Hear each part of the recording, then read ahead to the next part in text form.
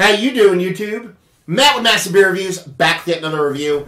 And it is some double IPA weirdness going on with Trillium Brewing's Dialed In. But this is the Dialed In with a bit of kind of whiny vibes going on. I'm not reading the label from here, so I can't tell you exactly what this says until I read the label.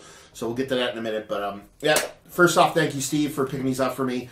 He went into up New England way, grabbed a bunch of beers, asked if I wanted anything. I said, hell yeah, motherfucker, I do. He brought me back this and with their dry hopped saison, so thank you very much. So yeah, Trillium, Dialed In.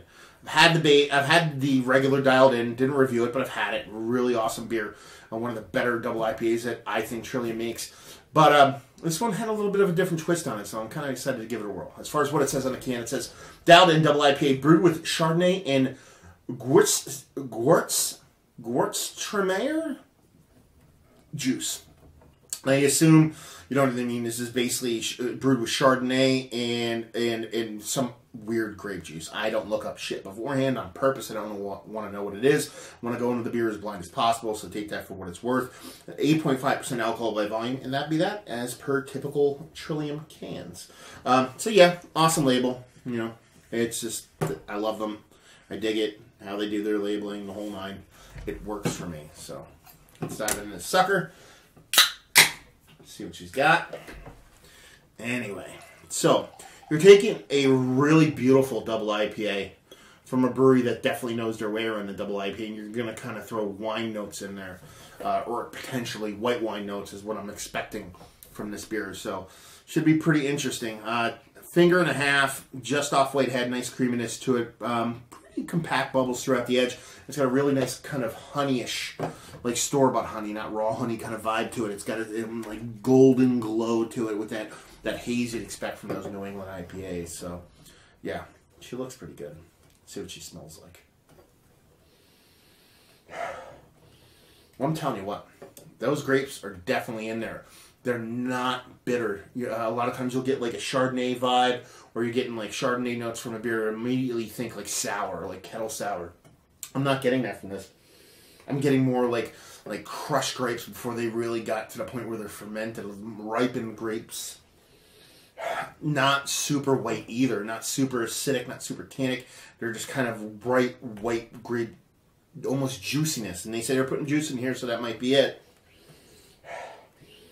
The hop presence, I'm getting kind of like, I don't know if it's just subtle citrusy, peachy vibes, but it's very minimal. The grapes kind of lead the day there, but they're not really all that big. And there's just a kind of nice sweetness, raw, cane, sugary, kind of white, kind of unrefined sugar kind of sweetness kind of around it. Not really sweet though, but you're getting a sweetness from it. So it definitely doesn't smell like a double IPA. It definitely smells like it's beer, but what kind of beer is it? More maybe Belgian golden kind of vibes I'm getting from here. From the malt and the grapes, not necessarily a yeast thing. But it smells pretty fucking cool. So she looks cool. She smells interesting as fuck. Let's see what she tastes like. Cheers.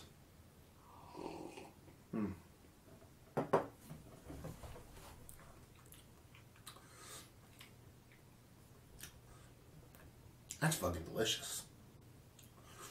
That's fucking delicious. Now, I'm not getting a huge visceral reaction from this. Or you're not. So I'm trying to figure out what's going on. And I know what's going on, but it's such a unique experience that, yeah. This is a delicious fucking beer. Date Nazis, we're looking at a week old. Yeah, this is really cool. I reviewed a Night Shift Noda beer where they did a Belgian Golden Ale with white Asian white wine barrels, and this is giving me those kind of vibes, but much different. I'm not getting that Belgian Golden, even though I talked about Belgian Golden when I was smelling this.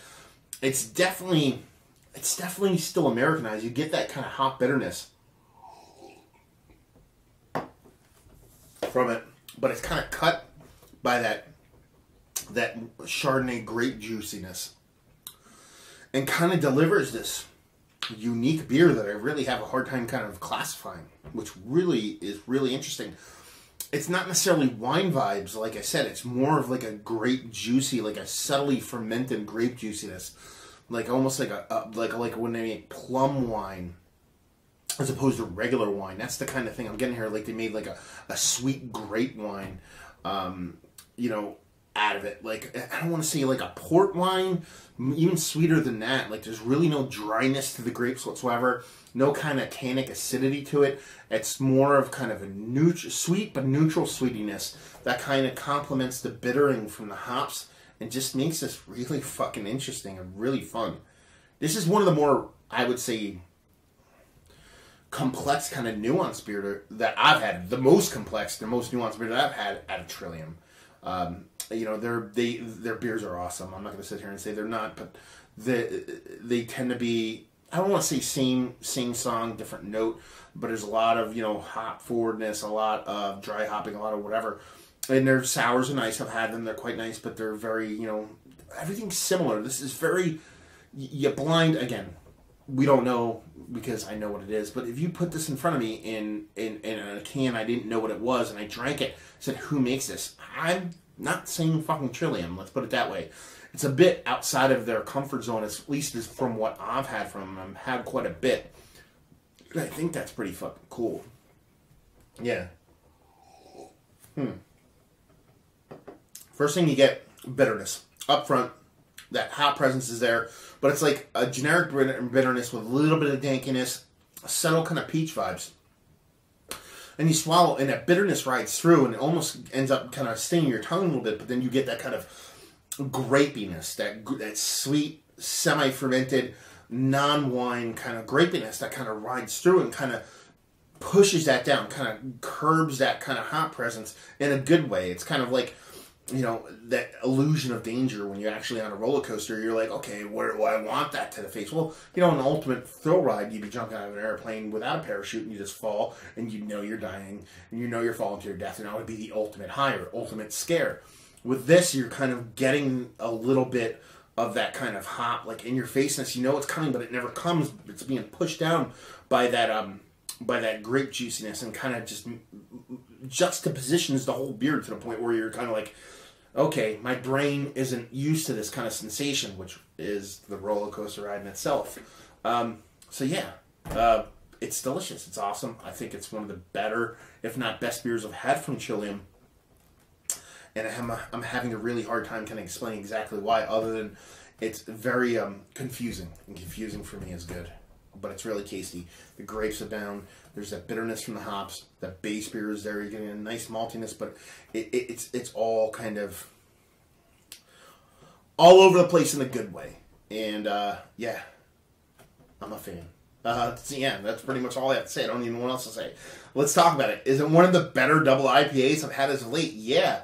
I wouldn't even classify it as double IPA. I would put it in its own realm, its own thing. So yeah, it's one of the better ones. One of the most interesting beers I've had as of late. So maybe I'm just getting to the point where I'm getting a little bit slutty with wine barrels. I don't know, but this definitely fucking tickles my fancy.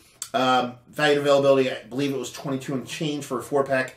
Usually when I talk about a 4-pack of anything about that range, unless it's a Belgian, I'm like, it fucking sucks. But this is definitely worth every penny. So if you like wine barrel aged stuff, if you like dialed in, if you like interesting beers, if you like that kind of noted night shift, stop, collaborate, and glisten kind of beer, if those are the beers that turn you on and you want something interesting, you want something nuanced, and you want something deep and something that's going to give you more than just what's up front. It's trying to teach you something, trying to confuse you a little bit, then you definitely want to try this beer out, because it is cash money, son. So there you go. Another review in the books. Hopefully you guys enjoyed the review. If you did or somewhere in between, please leave a comment in the comment section below. Like, subscribe, and all that fun stuff. Facebook, Twitter, Instagram, Untapped, Massive Beers, and all 4 of those places. And yeah, so there you go. Another review down. So hopefully you guys enjoyed the review. Hopefully enjoying a nice grape juice, wine juice, Chardonnay juice, double IPA craziness right now. And hopefully see you next time. Cheers.